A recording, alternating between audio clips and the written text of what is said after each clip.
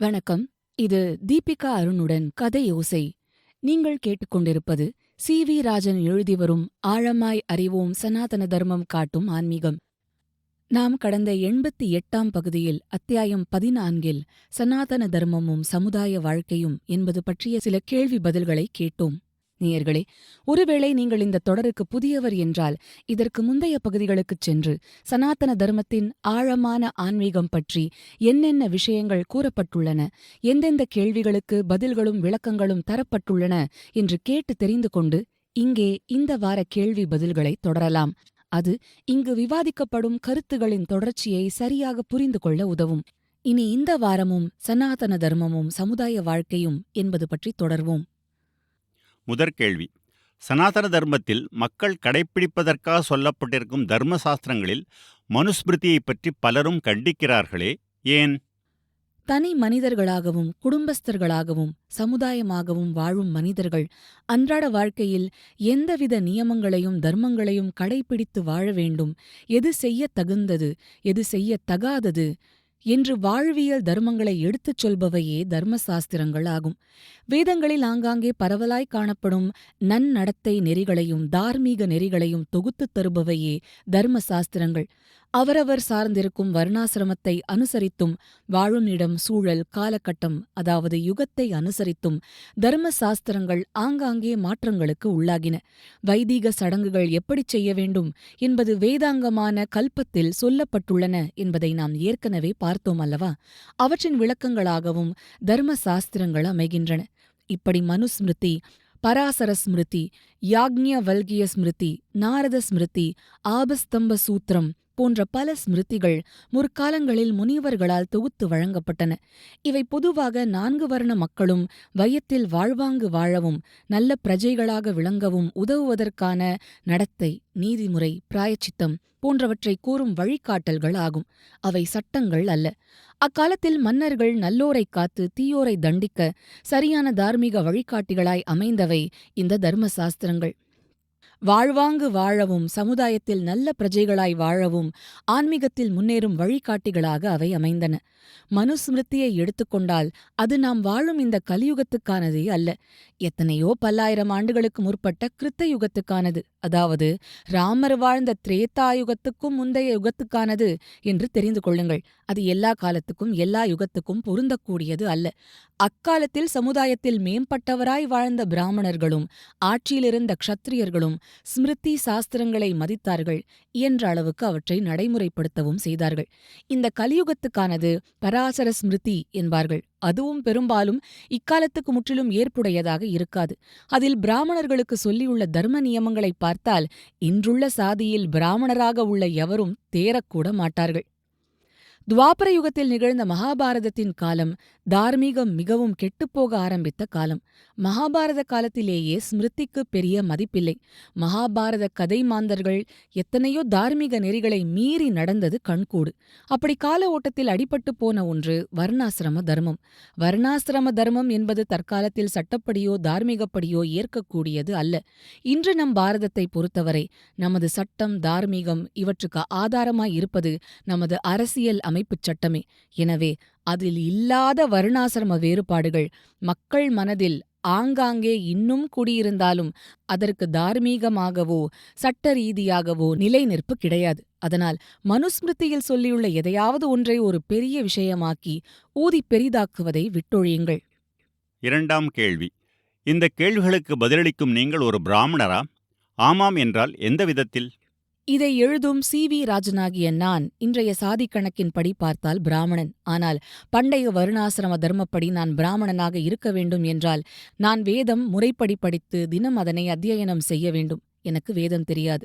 அதற்காக சம்ஸ்கிருதம் அறிந்திருக்க வேண்டும். நான் சம்ஸ்கிருதம் படித்ததில்லை.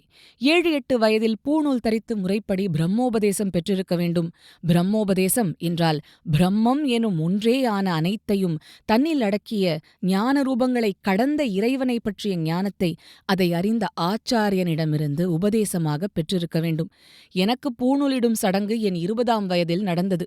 எனக்கு இந்த சடங்குகள் பண்ணி வைத்த புரோகிதருக்கும் என் காதில் ரகசியமாய் பிரம்மோபதேசம் செய்து வைத்த என் தந்தைக்கும் பிரம்மம் என்றால் என்ன என்று நிச்சயமாய் தெரியாது. நான் தினமும் 3 வேளை சந்தியாவந்தனம் எனும் இறை வழிபாடும் காயத்ரி மந்திர ஜபமும் விடாது செய்ய வேண்டும். நான் இவற்றை செய்ததில்லை. நான் தினமும் அக்னிஹோத்திரம் எனும் தீ வளர்த்து செய்யும் மந்திரச் சடங்கை தவறாது செய்ய வேண்டும். அதைப் பற்றி எனக்கு ஒன்றுமே தெரியாது. நான் எளிய சைவ உணவை மட்டுமே உண்ண வேண்டும். உணவில் வெங்காயம், பூண்டு போன்றவற்றை சேர்க்கக்கூடாது. விசேஷ நாட்களில், அதாவது ஏகாதசி, சிவராத்திரி போன்ற தினங்களில் உபவாசம் இருக்க வேண்டும். ஆனால் என் உணவிலோ வெங்காயம் பூண்டின் கலப்பு அவ்வப்போது உண்டு. எனக்கும் பட்டினிக்கும் வெகு தூரம். நான் உடலாலும் உள்ளத்தாலும் எப்போதும் தூய்மை பாலிக்க வேண்டும். அது எனக்கு சாத்தியமில்லை. நான் கிட்டத்தட்ட ஏழ்மைக்கு ஒப்பான எளிய வாழ்வையே வாழ வேண்டும். ஒரு க்ஷத்திரியனைப் போலவோ, அதாவது ஆட்சியிலிருக்கும் அரசியல்வாதிகள் அல்லது அரசாங்க அதிகாரிகள் போலவோ, ஒரு வைஷ்யனைப் போலவோ, அதாவது வியாபாரி, தொழிலதிபர், பண்ணையார் போலவோ ஆடம்பர வாழ்க்கை வாழவும் கூடாது. அதற்கு ஆசைப்படவும் கூடாது. நான் காசு, பணம், சொத்து, பதவி என்று அலையக்கூடாது. புலனின்பங்களின் பின்னே அலையக்கூடாது. ஆனால் நான் அப்படி வாழவில்லை. நான் அடிமைத் தொழில் செய்யக்கூடாது. வேலை செய்து கூலி, அதாவது வேலைக்கு சம்பளம் வாங்கக்கூடாது. நானோ கம்பெனி முதலாளிகளுக்கு கீழே சம்பளத்துக்கு வேலை செய்து கொண்டு அவர்களுக்கு சலாம் போட்டுக்கொண்டு வாழ்ந்திருக்கிறேன். நான் கலைகள், வேத ஞானம், வேத பாராயணம், உலகியல் அறிவு, ஆற்றல் இவைகளை அடுத்தவர்களுக்கு கற்றுத்தந்து என் வாழ்க்கையை ஓட்டலாம். அல்லது ஹோமங்கள், வைதீக சடங்குகள், யாகங்கள் இவற்றை செய்து என் வாழ்வாதாரத்தை தேடலாம். அதிலும் கூட அவற்றின் மூலம் பலன்களைப் பெறுபவர்கள் அவர்களாகவே விரும்பி அவர்கள் சக்திக்கு உட்பட்டு என்ன தட்சணை தருகிறார்களோ அதை கேள்வி கேட்காமல் ஏற்றுப் பெற்று என் வாழ்க்கையை நான் ஓட்ட வேண்டும். அல்லது ஆட்சியாளர்கள் எனக்கு அளிக்கும் தானங்கள், அதாவது விளைநிலம், மாடு, கன்றுகள், ஆடைகள், ஆபரணங்கள் மூலம் கிட்டும் ஜீவாதாரத்தைக் கொண்டு என் வாழ்க்கையை ஓட்டலாம். ஆனால் நானோ பொறியியல் படித்தவன். வேறு கலைகள் ஒன்றும் பிறருக்கு கற்பிக்க அறியாதவன். பெரும்பாலும் பிறரிடம் சம்பளத்துக்கு வேலை பார்க்கத்தான் என்றது. ஒரு கால் என் வருமானம் போதவில்லை என்றால் நான் 4 வீடுகளுக்கு சென்று பிச்சை எடுத்து உணவு சேகரித்து என் குடும்பத்தை காப்பாற்றலாம். அல்லது அறுவடைக்குப் பின் வயல்களில் சிந்தியிருக்கும் தானியங்களை பொறுக்கி எடுத்து வந்து அவற்றை உணவாக்கி பயன்படுத்தலாம். இதற்குப் பெயர் உஞ்சவிருத்தி. ஆனால் வேறு எந்த விதத்திலும் நான் சம்பாதிக்க முயலவே கூடாது. நானாவது பிச்சை எடுப்பதாவது, நிலத்தில் போய் நெல்லு பொறுக்கி சாப்பிடுவதாவது. ஆக வருணாசிரம தர்மப்படி பார்த்தால் நான் பிராமணனே அல்ல. அதற்கான எந்த யோக்கியதையும் எனக்கு கிடையாது. நான் வேலை பார்த்த காலத்தில் கம்பெனி முதலாளியான, அதாவது வர்ணத்தால் வைசியன் ஒருவனுக்கு அடிமைத் தொழில் புரிந்து கூலி, அதாவது சம்பளம் வாங்கி வாழ்க்கையை நடத்தினேன். ஆகையால் அப்போது நான் வர்ணத்தால் சூத்ரனே. என் உற்றார் உறவினரில் 99% பேருக்கு சம்ஸ்கிருதம், வேதம் என்று எதுவும் தெரியாது. அவர்களில் ஒரு சிலர் அரசாங்க நிர்வாக அலுவலகங்களில் அதிகாரிகளாக வேலை பார்க்கிறார்கள். அதனால் அவர்கள் க்ஷத்திரியர்கள். அவர்கள் கிளார்க் போன்ற கீழ்நிலை வேலை செய்பவர்களானால் அவர்களும் சூத்திரர்களே. அப்படி நோக்கும்போது ஆசிரியர்களாக பணி செய்த சிலரைத் தவிர்த்தால் மற்ற என் இரத்த பந்தங்கள், சுற்றங்கள் எவருமே பிராமண வர்ணத்தவர் அல்ல. பல ஆண்டுகள் ஒரு சூத்திரனாக சம்பளத்துக்கு வேலை பார்த்த பின் பிற்காலத்தில் சுய தொழில் அதிபரானேன். ஆக அப்படி மாறிய பின்னர் நான் வருணாசிரம தர்மப்படி ஒரு வைசியனானேன். ஆகவே நான் சாதியை மட்டும் வைத்துக்கொண்டு நான் பிராமணன் என்று பெருமை பீற்றினால் அது முற்றிலும் ஒவ்வாததே ஆகும். அதே சமயம் எனக்கு புலால் உண்ணாமை, மது அருந்தாமை, அஹிம்சை, எளிமை, புலனடக்கம், ஒழுக்கம், கற்பு, நேர்மை, பொய் பேசாமை, திருடாமை, பேராசையின்மை, கயமையின்மை, கபடமின்மை, அதிகாரத் திமிர் இல்லாமை, தெய்வ நம்பிக்கை, தெய்வ பக்தி அல்லது ஞான வேட்கை அல்லது யோக வேட்கை, ஒழுக்கமான வாழ்வியலில் தீவிர பிடிப்பு போன்ற குணங்கள் இருக்குமானால் பிராமண வர்ணத்தின் வாசனைகள் என்னிடம் இருக்கின்றன என்று பொருள். அவை என்னை ஆன்மீக ரீதியில் உயர்த்தும். நான் முயன்றால் பிரம்ம ஞானத்தை அடைய அவை உதவியாய் இருக்கும். பிரம்ம ஞானத்தை நான் ஒருவேளை இப்பிறவியிலோ இனிவரும் பிறவிகளிலோ அடைந்தால் அப்போது நான் பிராமணன் ஆவேன். உண்மையில் பிராமணனுக்கு உரிய குணங்களாக நான் மேலே குறிப்பிட்டவை எவருக்கு இருந்தாலும் அவர்கள் எச்சாதியை சேர்ந்தவர்களாயினும் பிராமண வர்ணத்தின் வாசனைகளும் குணங்களும் அவர்களிடம் இருக்கின்றன என்று பொருள்.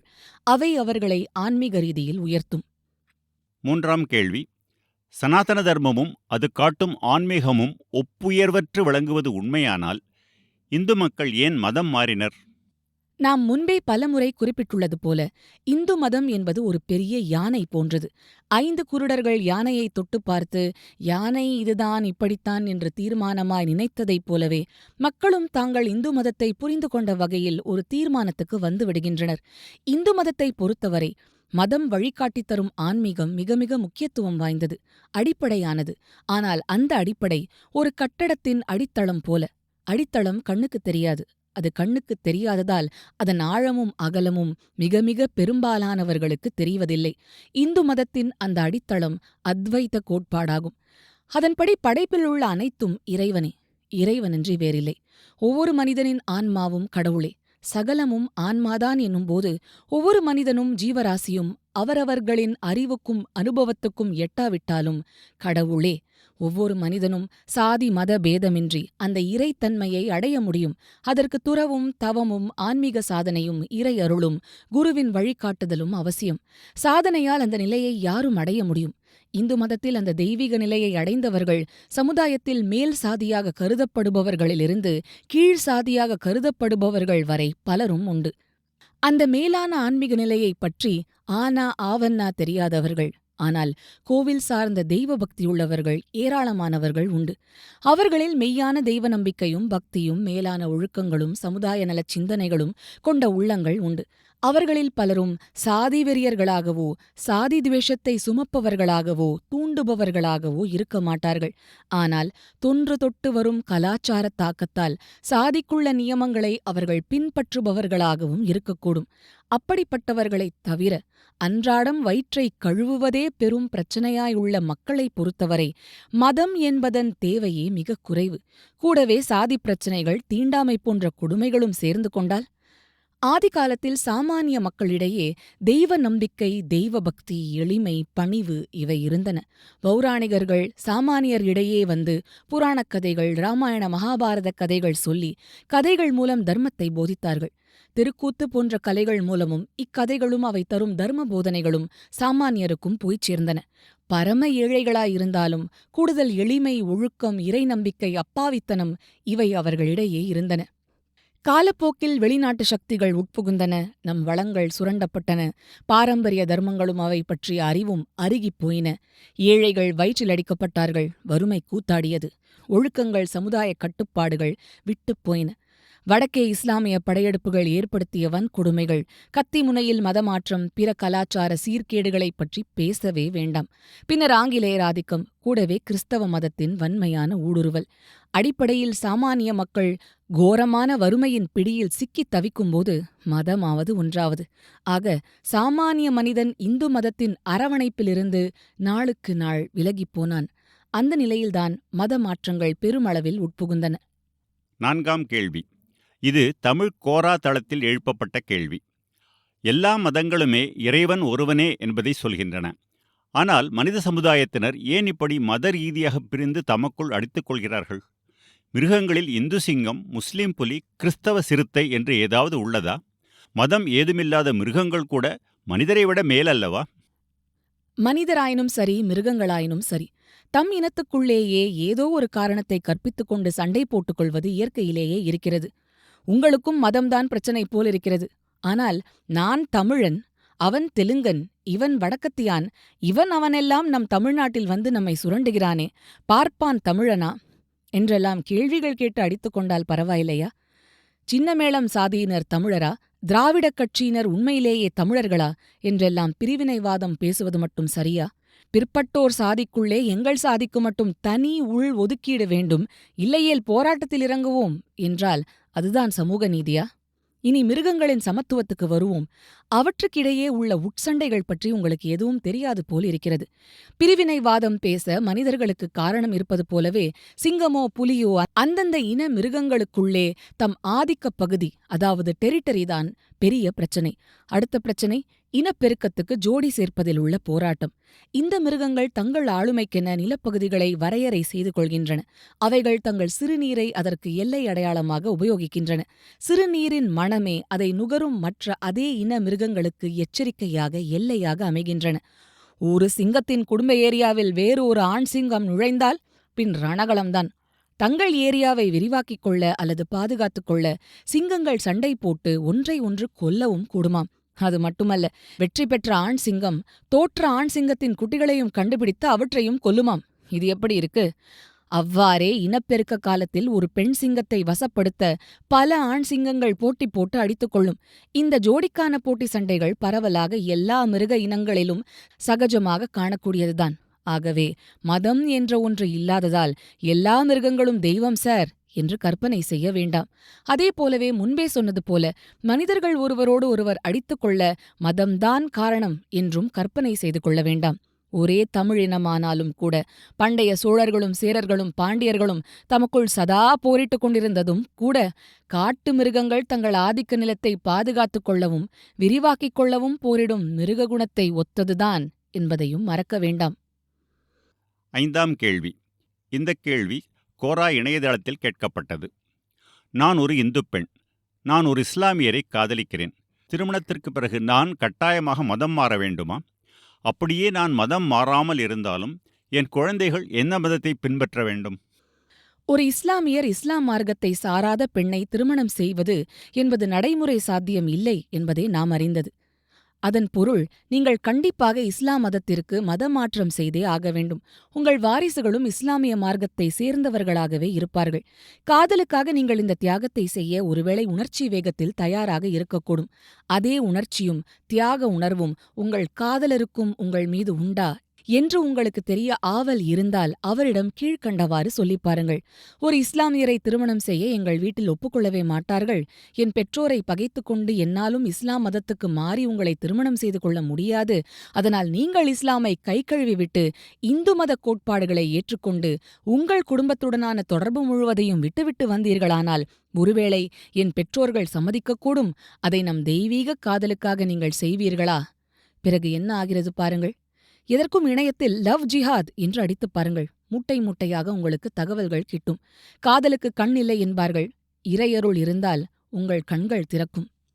நேயர்களே, நாம் இத்துடன் 14ஆம் அத்தியாயமான சனாதன தர்மமும் சமுதாய வாழ்க்கையும் என்பதை நிறைவு செய்கிறோம். நாம் இந்த ஆழமாய் அறிவோம் எனும் இந்த தொடரின் இறுதியை நெருங்கிவிட்டோம். அடுத்த வாரம் சனாதன தர்மம் பற்றிய பல்வேறு பக்கங்களில் விட்டுப்போன ஒரு சில கேள்விகளுக்கு பதில்களைத் தந்துவிட்டு இந்த தொடரை நிறைவு செய்ய இருக்கிறோம். நாம் ஏற்கனவே அறிவித்திருந்தபடி இந்த தொடரை அடுத்து சி.வி. ராஜன் எழுதும் மகாபாரதம் சொல்லாமல் விட்ட சுவடிகள் எனும் தொடர் வர இருக்கிறது. அதையும் நீங்கள் தொடர்ந்து கேட்டு ரசிப்பீர்கள் என நம்புகிறோம். நேயர்களே, இனி மீண்டும் அடுத்த வாரம் சந்திப்போம். அதுவரை உங்களிடமிருந்து விடை பெறுவது கதை ஓசை தீபிகா அருண்.